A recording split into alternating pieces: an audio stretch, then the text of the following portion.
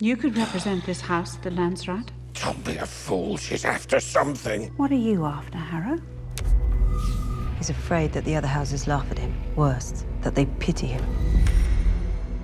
Let me prove our worth by ensuring you a seat at the High Council. The High Council will now hear bills of Baron Harkonnen. Floor is yours. Noble Lords of the High Council, House Harkonnen moves to file a grievance in the violation of Khanli. I call for a formal inquest into the death of Pruitt Richesi. Which house are you submitting this inquest against? The Imperial House. Order! Order! Order! Want order? Let me speak of order. What the princess says is true, but it was no murder. It was an execution. On your order, Your Majesty.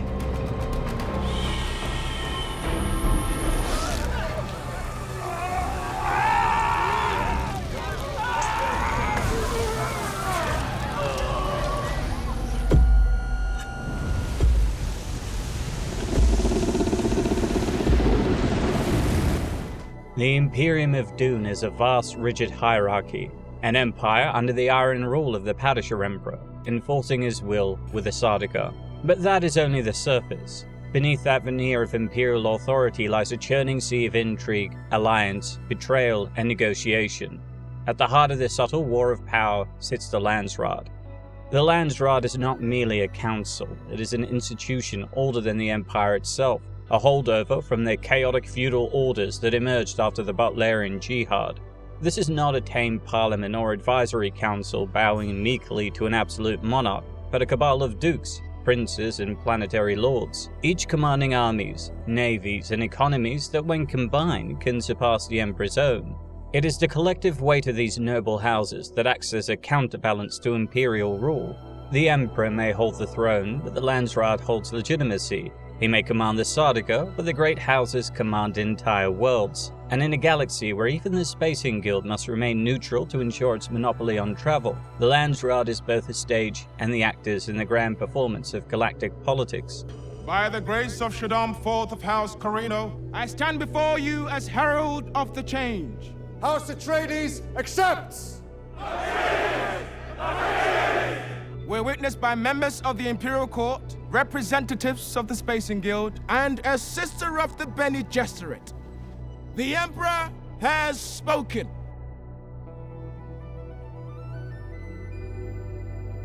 To grasp the significance of the Landsraad, you must first understand the greater structure of the Imperium itself. The Landsraad is a critical component in a vast, interlocking machine of control, commerce, and survival that spans thousands of worlds. At the top of this structure sits the Padishah Emperor of the known universe. His authority is absolute in principle. He's a legal sovereign of humanity's galactic empire, bearer of ancient titles that trace lineage back to the Corino ascendancy and the end of the Butlerian Jihad. Yet in practice, his power is an intricate web of coercion, negotiation, and carefully maintained fear. The Emperor's strength lies in the Sardaukar legions, who represent the threat of annihilation, but his armies are not infinite. His treasury is not inexhaustible, and crucially, his political survival depends on balancing other forces that are indispensable to the Empire's functionality. Chief among these is the Spacing Guild. The Guild is a power unlike any other. It holds a monopoly on interstellar travel. Without their navigators, twisted and prescient from consuming spice melange, there is no safe passage between the stars, and the Guild answers only to its own interests, above all, maintaining the flow of spice. They are neutral officially, but neutrality is not the same as passivity. They can and do refuse transport to those who threaten their goals. Even the Emperor must consider Guild approval before making any major move, for if the Guild turns its back on him, his empire fractures into isolated planets almost overnight. Then there is Choam, the Combine Honored Ober-Advancer Mercantiles. It is the economic heart of the Imperium, a vast interstellar corporate consortium that distributes the wealth of countless fiefs, natural resources, and of course, spice. The Emperor is its largest single shareholder, but Choam is not his private treasury. It is a hydra-headed council of profit-minded shareholders, and among these shareholders sits the great houses of the Landsraad. What emerges from this balance is a system that is feudal in form but corporate in function, a mosaic of overlapping obligations, rights, and threats designed to keep the peace through mutual dependence and fear. I secured a copy of the Harkonnens' account books. The Harkonnens were taking 10 billion Solaris out of here every year. These are spice silos. We're meant to fill every crate every 25 standard days.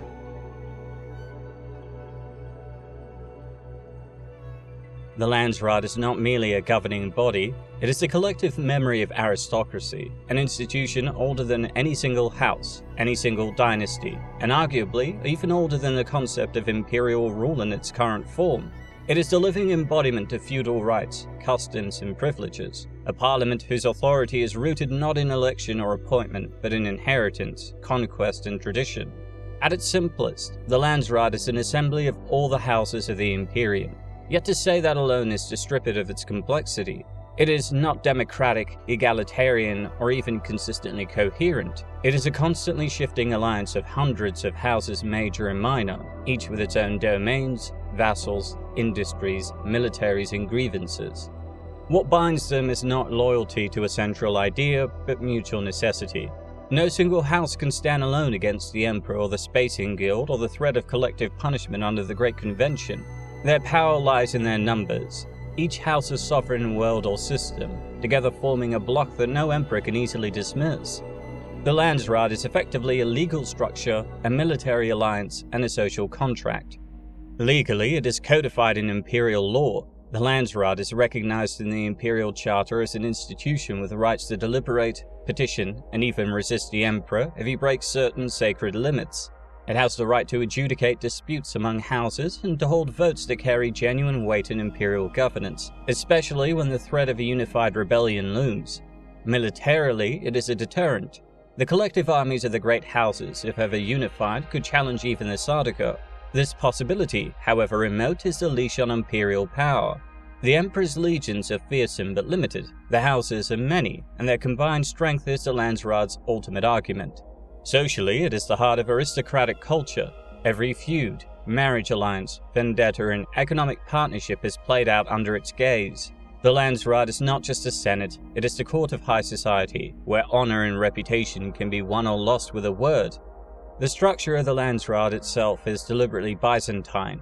There is the High Council, the inner circle of the most powerful houses major. These are the true power brokers: Carino, Atreides, Harkonnen, Richesi, Ikaz. Their votes carry greater weight, their alliances matter more. Beyond that is a great assembly, comprising hundreds of houses minor and other major houses whose influence varies wildly. Some control entire star systems, others a little more than grand titles and bankrupt estates. Representation is uneven, opaque, and subject to centuries of precedent, negotiation, and the Emperor's meddling. This is by design. A fully unified Landsraad would be ungovernable, or worse, unstoppable. While there is procedure, motions, votes, petitions, it is raw leverage that decides outcomes. The threat of Canley, formal vendetta, looms over every negotiation. Bribes, blackmail, arranged marriages, and assassinations carried out under the cover of law are all tools of Landsraad politics. This is not the polite posturing of a constitutional monarchy, but the lethal game of a feudal order that remembers how close it always stands to the abyss. And yet, it works, because the alternative is worse, and the houses need each other as much as they hate each other. The Landsraad is the only forum in which enemies can negotiate without reaching for their knives. It is the only structure where ancient blood feuds can be paused, if not ended, through diplomacy. It is the only place where the Emperor's decrees can be challenged and the Guild can be pressured. It is often said that the Imperium survives not because of the Emperor's will, but because of the Landsraad's fear. Fear of annihilation, fear of Sardaukar reprisals, fear of economic ruin if Choam shares are revoked, fear of the Spacing Guild's quiet embargoes, but also fear of each other. This balance of fear is the genius of the Landsraad. It institutionalizes rivalry. It makes competition safer by giving it rules. It allows betrayal while maintaining stability. In essence, the Landsraad is the Imperium's safety valve. Without it, the great houses would turn the galaxy into an endless crypt of vendetta and conquest. With it, they channel their ambitions into negotiation, subterfuge, and carefully limited violence. They remain enemies, but enemies who recognize that peace, however uneasy, is preferable to mutually assured destruction. Thus, the Imperium is not ruled from a single throne, but from 1,000. The Emperor may be first among equals, but the Landsraad ensures he remains an equal all the same. But your issues on Arrakis aren't going away. Not without my ships to protect the harvest from Fremen attacks. As a royal wedding present, House Richese gifts the House of Carino a newly built fleet of ballista motherships. Your issues on Arrakis will be a thing of the past, and spice will flow. Emperor Carino has reviewed House Richese's proposal and finds the terms to be acceptable.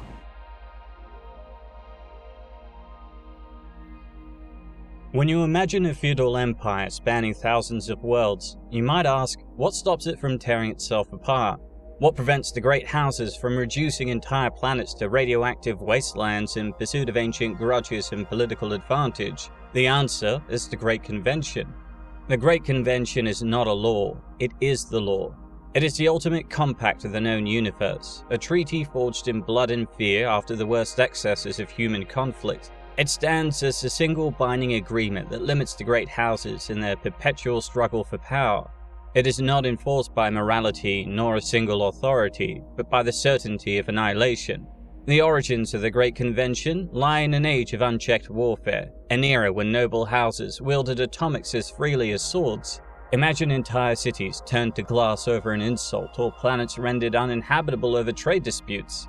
Humanity learned the cost of such escalation too well. The scars of that time are written into the landscape of dead worlds and poison atmospheres. Faced with extinction, the great houses realized there could be no victor in such wars, only ruin for all. And so, under the shadow of mutual destruction, they negotiated the Great Convention. It is effectively a multilateral treaty among all houses of the Landsraad, recognized and guaranteed by the Emperor himself, an existential pact to limit warfare so that civilization itself might endure. At its core, the Great Convention bans certain forms of total war. The use of atomics against human targets is strictly forbidden. Chemical and biological weapons on a genocidal scale are likewise prohibited. The destruction of a planet's population or infrastructure by means intended to permanently render it uninhabitable is grounds for universal reprisal. But it's not idealistic. The Convention allows for certain exceptions and carefully negotiated loopholes. Atomic weapons may be used against military shields in a family's own domain. Defensive use is permitted. Assassinations are legal so long as they follow formal declarations and the rules of Canley. Conventional warfare remains entirely acceptable so long as the methods comply with the Convention's rules. Over the millennia, it has also accumulated dozens of codified clauses and legal precedents. Among the more obscure but more exploited are the following. Violence is strictly prohibited in designated neutral zones such as spacing guild ships, imperial courts, and Choam arbitration sites. Violating sanctuary is treated as an offense against imperial sovereignty. Noble heirs may be exchanged as political hostages during treaties or marriages. They are protected under strict codes of hospitality, and harming them without formal cause invites immediate reprisal. While military conflict is regulated, economic sabotage such as embargoes, trade disruption, or price manipulation is permitted, so long as guild neutrality remains intact. Houses may formally file grievances to the High Council if the Convention is violated.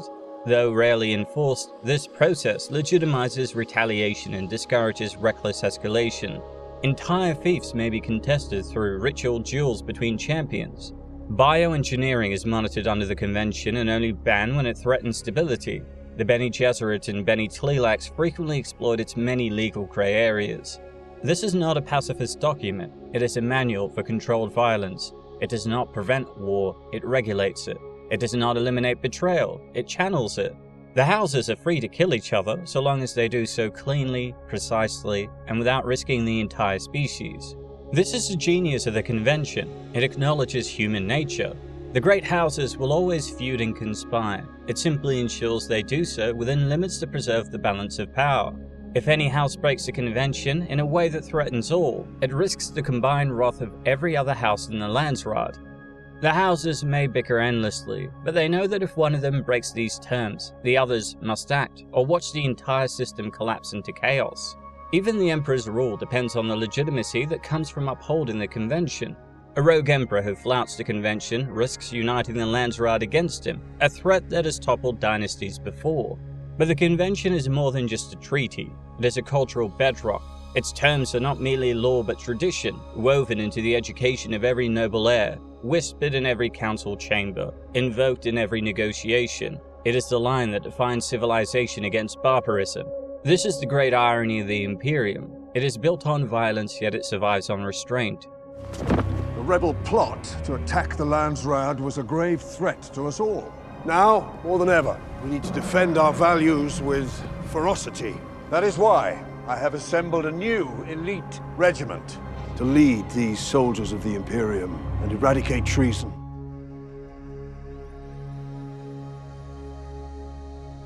The great houses are the foundation of the Landsraad, but they are not equal, not in power, wealth, or influence. Their hierarchy is as rigid as it is ancient, codified through centuries of conquest, diplomacy, and the slow accumulation of privileges.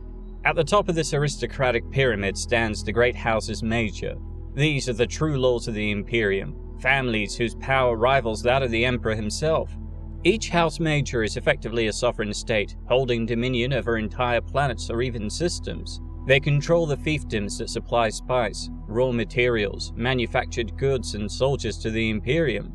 Their armies are professional, well-equipped and loyal. Their economies are sophisticated, with Choam directorships ensuring a steady flow of wealth. Their palaces are centers of intrigue, where alliances are formed through marriage and assassinations are planned under the polite veil of diplomacy. Houses major occupy the High Council of the Landsraad, wielding disproportionate influence over its decisions. Their votes carry more weight, their voices are louder in matters of policy and war, and they are the ones who truly enforce or break the delicate balance of power that keeps the Imperium from descending into chaos. But not all nobles are created equal. Below the houses major lie the houses minor, who may hold entire continents, islands, or lesser colonies on imperial worlds. Some are wealthy and influential, with proud histories and private armies, nearly the equal of their supposed betters.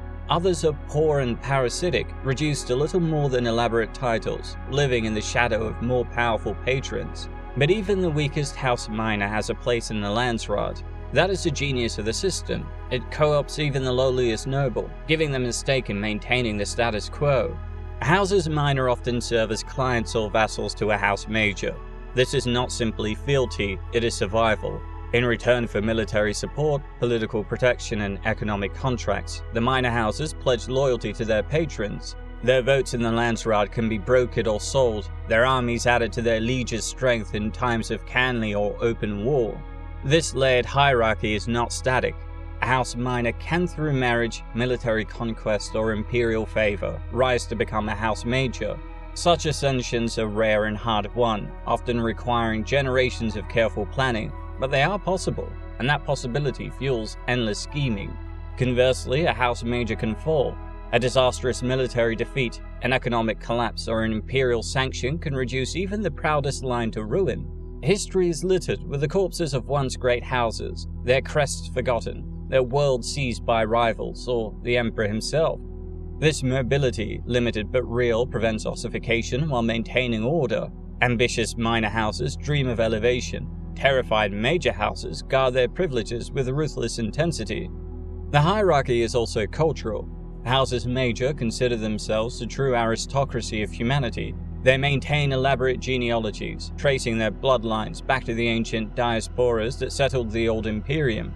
Their heirs are educated by the finest tutors, often Bene Gesserit trained, if not Bene Gesserit themselves, learning history, politics, warfare, and the subtle art of intrigue. Minor houses, by contrast, may be crude provincial nobles, newly enriched merchants granted titles, or ancient but impoverished dynasties clinging to their heritage. They are objects of contempt and exploitation, but also courted for their votes and soldiers. The culture of the Imperium is one of layered snobbery, where bloodlines, titles, wealth, and connections dictate social rank. Even within the Landsraad, seating, speaking order, and ceremonial dress are calculated to signal hierarchy and dominance. The Emperor exploits these divisions expertly, playing houses major against each other, buying loyalty with Choam directorships, and threatening defiance with Sardaukar reprisals. But he also depends on them. The Imperium has no central bureaucracy capable of administering thousands of worlds directly. It is the great houses who tax, govern, police, and develop their fiefs. The Empire is not an administration, it is a franchise system, with the great houses as the franchisees. In this system, loyalty is transactional, alliances are strategic, not sentimental unions. Betrayal is a recognized tactic, The Imperium is not a place of trust, but one of negotiated, enforced fear. Those whose actions seek to destroy the social order have always warranted a swift response.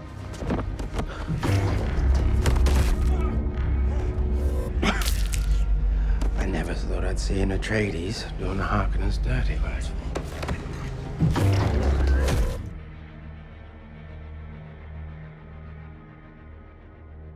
If the Landsraad is the theatre of imperial politics, then the great houses major are its leading actors, commanding the stage with wealth, armies, and the weight of ancient bloodlines. At the pinnacle stands House Carino, the ruling family of the Imperium for over 10,000 years. From their seat on Kaitain, the Carinos wield the Lion Throne with carefully cultivated authority, claiming their descent from the ancient rulers who unified the known universe in the chaos following the Butlerian Jihad. Baron, do you have any idea who this Muad'Dib could be? Muad'Dib is dead, or he went hiding in the southern storms, which means the same thing. Your uninhabited south exhibits evidence of human activity. Their true power, however, has never been their bloodline alone. It is the Sardaukar, a living symbol of imperial supremacy. Through them, House Carino enforces its will, suppresses rebellion, and ensures that even the boldest house thinks twice before defiance. Yet this power is not absolute. The Carinos know they rule only by balancing the Landsraad's fractious nobility, buying loyalty with Choam shares and avoiding the unthinkable, a unified revolt. The Carino dynasty represents the Imperium's core contradiction, a throne that claims absolute sovereignty yet survives only by managing a delicate equilibrium of fear and favor. If House Carino is the Imperium's ruling fist, House Atreides is its conscience. Renowned for honor, loyalty, and military prowess, the Atreides lineage is one of the oldest in the Landsraad. From their ancestral world of Caladan, they ruled with a paternalistic sense of duty, cultivating the loyalty of their subjects and the respect of allies. The Emperor has spoken. House Atreides shall immediately take control of Arrakis and serve as its steward. I told my father I didn't want this either. Your grandfather said, a great man doesn't seek to lead. He's called to it. We are House Atreides. There is no call we do not answer. There is no faith that we betray. House Atreides accepts! Unlike many houses, the Atreides preferred transparency in governance, ensuring genuine devotion rather than fear. Their soldiers were among the most disciplined in the Imperium, not through terror like the Sardaukar, but through loyalty, morale, and spirit. But virtue is no guarantee of survival. When the Emperor offered them Arrakis, the fief of the spice itself, it was both an honor and a death sentence. House Atreides stands as a reminder that in the Imperium, even the noblest virtues can be fatal weaknesses. If the Atreides embody the dream of noble rule, the Harkonnens represent its nightmare. Originating from the industrial fortress world of Giedi Prime, House Harkonnen is synonymous with cruelty, cunning, and decadence. They are masters of exploitation, of resources, of people, of politics. Their rule is one of fear enforced through terror. They have no illusions of moral superiority and make no apologies for their methods. Slavery, torture, economic extortion, these are standard tools of their governance. I want to go on the ground, prepare my troops. I would recommend you stay inside those. Bring his body to my quarters. Kiss my feet, brother. Eviscerate them! Embarrass our family one more time. It will be the last. Their wealth is staggering, derived from mining, manufacturing, and the brutal extraction of value from every inch of their domains. On Arrakis, their management of spice production was a model of ruthless efficiency, caring nothing for the Fremen population or the planet's ecological balance. Yet they are not mere brutes. The Harkonnens excel at conspiracy, maintaining networks of spies and assassins across the Imperium. They are the consummate practitioners of political corruption, willing to pay any price or exact any cost to maintain their power. Their millennia-long vendetta with House Atreides is among the Landsraad's most famous blood feuds, a conflict of ideologies as much as interests. Not all major houses rule through military might alone. House Richese, from the planet of the same name, is known for its mastery of advanced technology. They are among the Imperium's premier suppliers of complex machinery, miniaturization technologies, and high-end luxury devices that even Ix struggles to match in craftsmanship.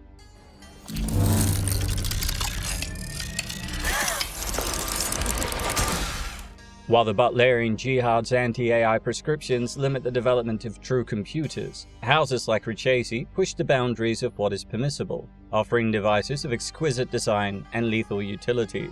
Their power lies not in armies, but in trade. Their relationships with the other houses are transactional. They sell technology, acquire Choam shares, and buy influence. Their engineers are prized, their factories heavily guarded, and their secrets closely held. They are not conquerors, but kingmakers, able to tip the balance of power by deciding who receives their latest innovations. Another technological powerhouse is House Vernius of Ix, famous and infamous for its willingness to test the limits of the Great Convention's bans. Ixian factories are legendary for producing devices that skirt the line between advanced machinery and forbidden thinking machines. They claim to obey the strictures of the Butlerian Jihad while producing tools of unprecedented power. This boldness makes them invaluable and dangerous. The Imperium needs Ixian technology to function, from navigation aids for guild ships to sophisticated weapons for the great houses, but their innovations often provoke suspicion and fear. House Vernius has seen both dizzying heights and catastrophic downfall. Imperial politics, Landsraad rivalries, and the Emperor's own paranoia have at times driven the Vernius family into exile, their world placed under martial law or given to more compliant stewards. Yet Ix remains essential. Its technological output cannot be replaced, and so, even in disgrace, the Vernius name carries weight.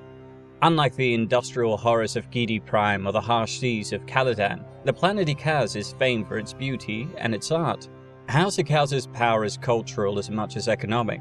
Their planet produces the finest artists, sculptors, and exotic woods in the Imperium, granting them prestige that translates into political leverage. Their wealth comes from trade in luxury goods, patronage of the arts, and subtle influence among the imperial elite. An Ikazi sculpture in an imperial palace is both a status symbol and a mark of alliance. Yet House Ikaz is not weak. They maintain a disciplined military, aware that beauty without strength invites conquest. Their leaders cultivate a reputation for refined ruthlessness, a house that appreciates art but never forgets the politics behind every commission. Beyond these well-known houses lie dozens more with their own specialities and histories.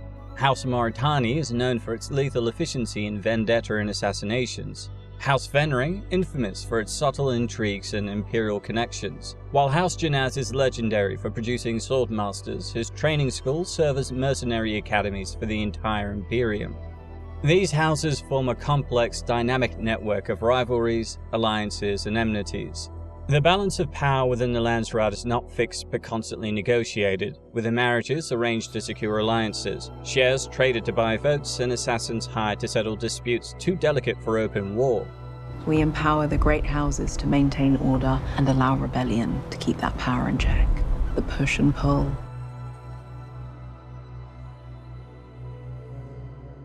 If the Landsraad is the stage for imperial politics and the great houses its actors, then Choam is the engine that powers it all.